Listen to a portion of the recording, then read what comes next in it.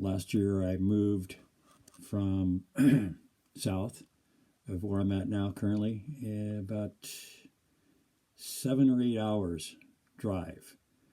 I had acquired so much junk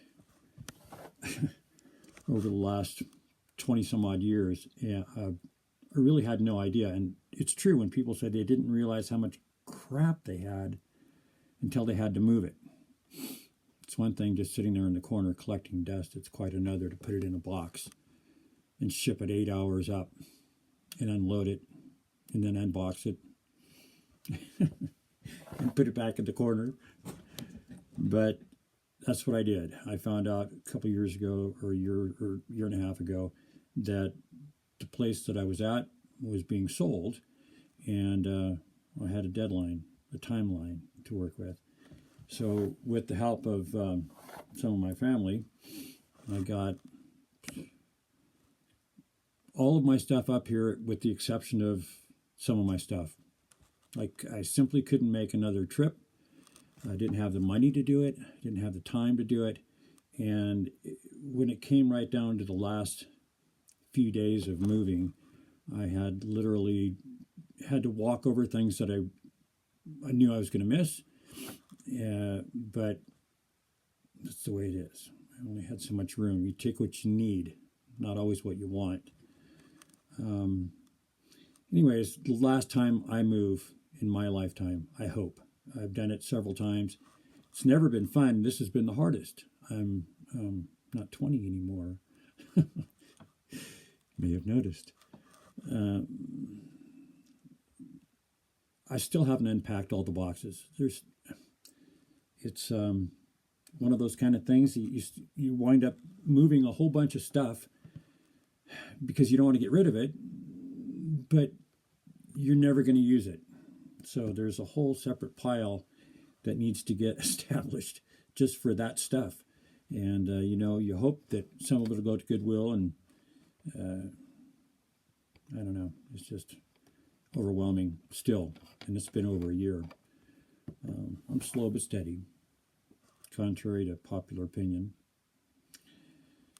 One of the last trips that I made something like 11 trips with a 6x12 U-Haul trailer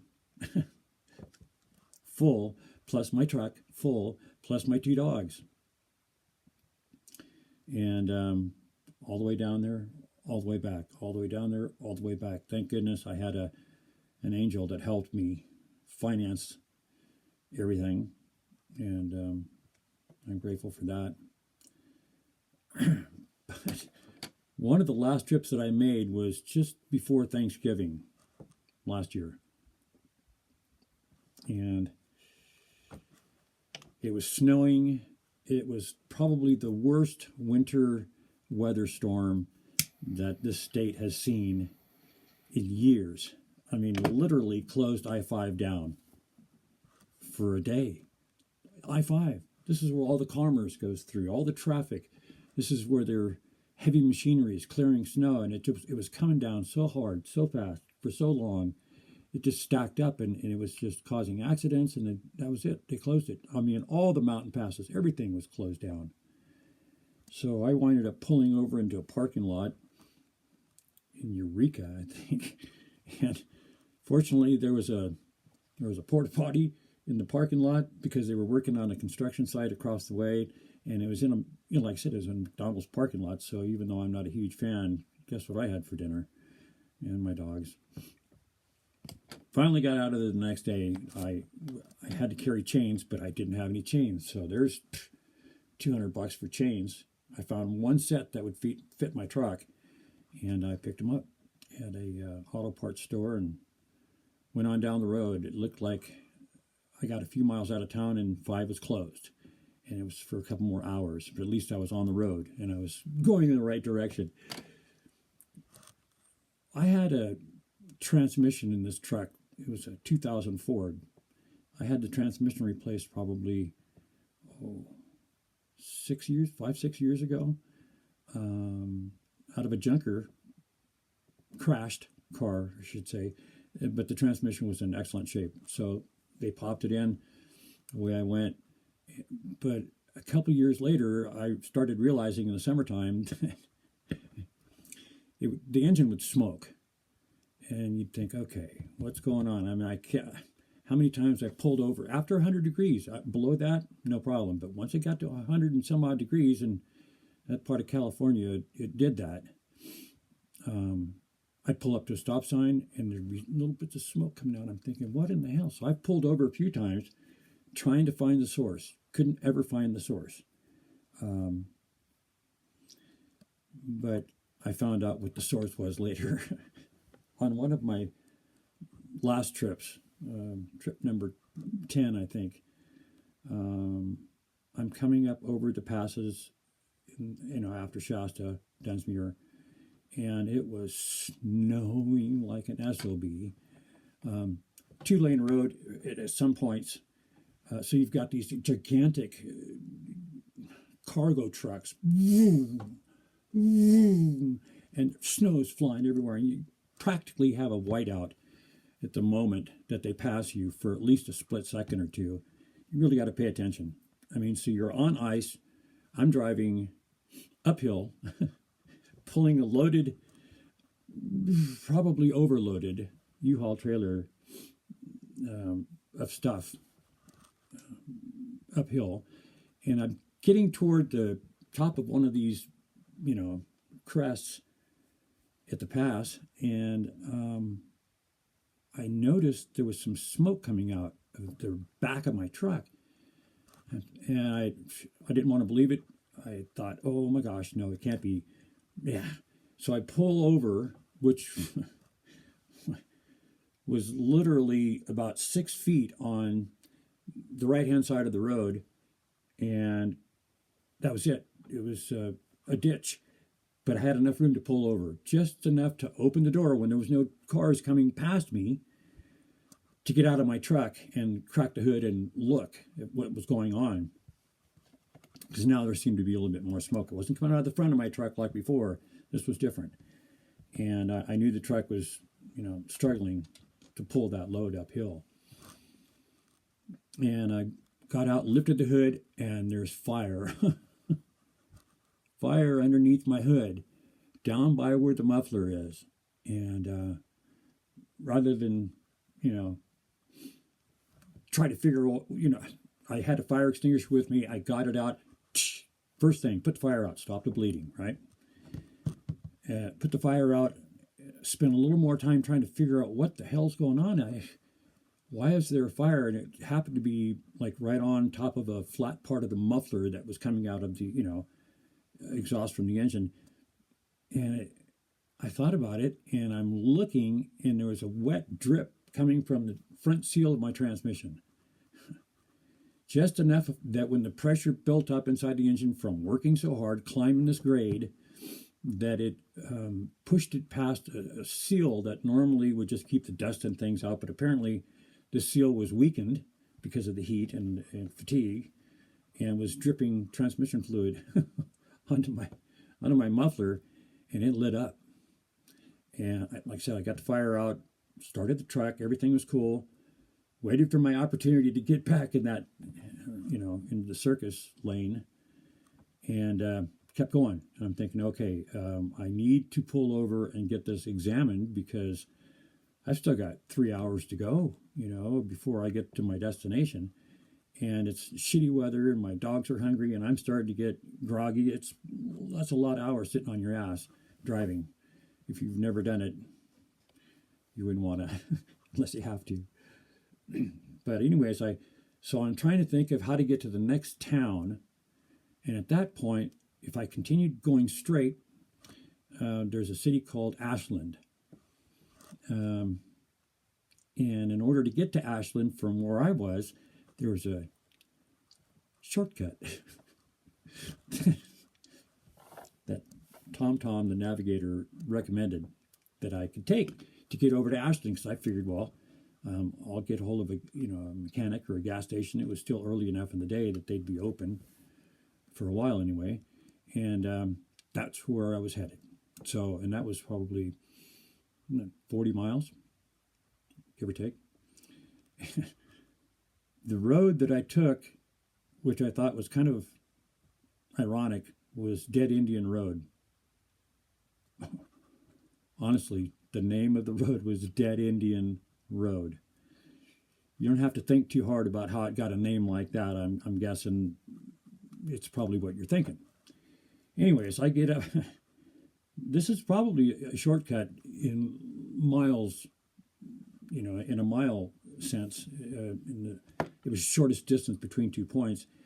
However, the steep grades that I had to go through and around and miles and miles, it never stopped. It was constantly inclined, and I'm going, oh man. Right now, about the time I start getting the white knuckles and worried that I'm not going to make it to the top, if there even is a top. And sure as shit, I look in my rearview mirror and there's smoke pouring out again. And this will go to the moral of the story. Always carry 2 fire extinguishers in your vehicle. Always. I had the second one, and thank goodness, because I just put it in there as I was loading stuff out of my garage. And I thought, well, shit, I'll stick it in the truck. You never know. You need a fire extinguisher. And I knew I had one in there, but now I had 2. And it put the fire out. Same place, same thing, except it burned a little longer, and I was in a sheer panic almost, thinking how in the it's starting. Soon in a couple hours it's going to start getting dark. I'm on the side of the road. There's nobody anywhere, no houses, middle of nowhere. This is rugged, high country on Dead Indian Road. Little wonder.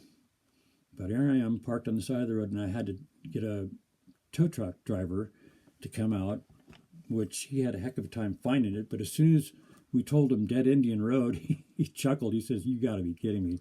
You're not on that road, are you?" Yeah, I am. He came out. Took him about 2 hours to get there. By now it is starting to get a little darker. And he towed me, put my truck up onto the bed of his, transport, and then towed the U-Haul behind his rig. And we pulled into a gas station that I'd already been in touch with. And he says, "Oh yeah, we'll take a look at it, see if there's anything we can do, or, And so I pulled into the gas station. Apparently, the owner was just getting ready to leave, and so I lucked out. He came out and took a look at it. He goes, "Man, this is a little bit more than we can manage with the size of our shop and our technical experience." He says, "But I know a couple places that we can go to get some, but it'll have to wait till tomorrow." So okay, and there's nothing more. Well, I'm sure there is things more uncomfortable than sleeping behind the steering wheel with a big dog on the seat next to you and one in the seat behind you, jam-packed with all kinds of. There's no moving. There's no moving around room, and so that was an uncomfortable evening after a kind of semi-terrifying day. Next morning, I get up. I called the U-Haul people, which just happened to be less than a mile up the road on the left. And he says, "Oh yeah, I can." I said, "I need to extend my rental for this trailer for who knows how long, or I got to tow it to the property where I'm headed to up north, and while they're working on my truck here in Ashland." And he goes, "Yeah, well, you can drop your truck off, or bring your truck here and leave it, and you can use one of the U-Haul trucks to tow the U-Haul trailer. Common sight. If you look around, you'll see big trucks of U-Haul hauling the trailers behind them up to your property, drop the trailer contents, bring the whole rig back, and by that time we'll have moved your truck to wherever you want to get the work done and see what's going on." And we got to talking, and this guy apparently works on race cars, right? So, and he had it wasn't, U-Haul wasn't his primary business. He was a mechanic, funny enough. So yeah, he came over, got my truck, took it into his shop, started looking at it, realized that the transmission seal was pretty much blown out, cracked and leaking, which was causing the problems. So he offered, which saved me the $300 it would have cost to get my truck from there to a transmission shop, which I'm guessing would have found ways to overcharge me for this exact same thing that this guy did. This cat was miracle. He took the truck. He winded up having to buy a transmission jack that was heavier duty than what he had available in his shop just for this job. Of course, he didn't charge me for it, and I appreciated that. But he took my transmission out, replaced the seals, replaced all the fluids, put the thing back nice and tight. It's still holding together today. But that bringing the U-Haul truck and trailer from the property back over to Ashland was probably the most difficult part of the trip for me. Fire was nasty, scary, but driving up and down grades with an empty U-Haul truck and an empty U-Haul trailer with people tailgating you, wanting you to go to a speed that's more conducive of getting somewhere. And I couldn't hit the brakes. You can't hit the brakes. You know better than drive on the snow and tap the brakes light, but don't hit them. You'll lose it. You'll lose traction. And I mean, every single mile, it was one of those. It just kept going up and up and up. So anyways, I made it. I finally made it. And it was just one of those. He had my truck ready. He brought it out to me in a parking lot, and we traded his rig and U-Haul stuff for my truck, moved the dogs, put all the, transferred gear, all that jazz. And there was a truck that drove by in the parking lot where we were, and there was 4 people in it, big, beautiful Silverado. And somebody hollered at me. He goes, "Hey, you want some dinner? We have some Thanksgiving dinners here. We're passing them out." I went, "No, it's yeah, like gas station sushi." I just kind of waved him on. I said, "Thank you, but no thanks." And he goes, "No, really, it's got an actual spoon in there, and there's Coke." And the lady lifted it up, and it was one of these, 9 by 14 aluminum tins with foil over it. And I thought, what? I walked over, and she goes, "Oh yeah, there's turkey and yams and potatoes and mac and cheese and rolls and pie." And I'm thinking, that happened to be Thanksgiving Day. And boy, was I grateful for that. And I finally got my truck back to the property and settled in, and now I'm unpacking boxes for the rest of my life. But the moral of the story is always carry, if you're smart, always carry at least 2 fire extinguishers in your vehicle. Maybe one for you or one for somebody else. You might pull over and try to help somebody out that's got a fire under their hood or something. You never know. But it can save your car. It could save your life. All right.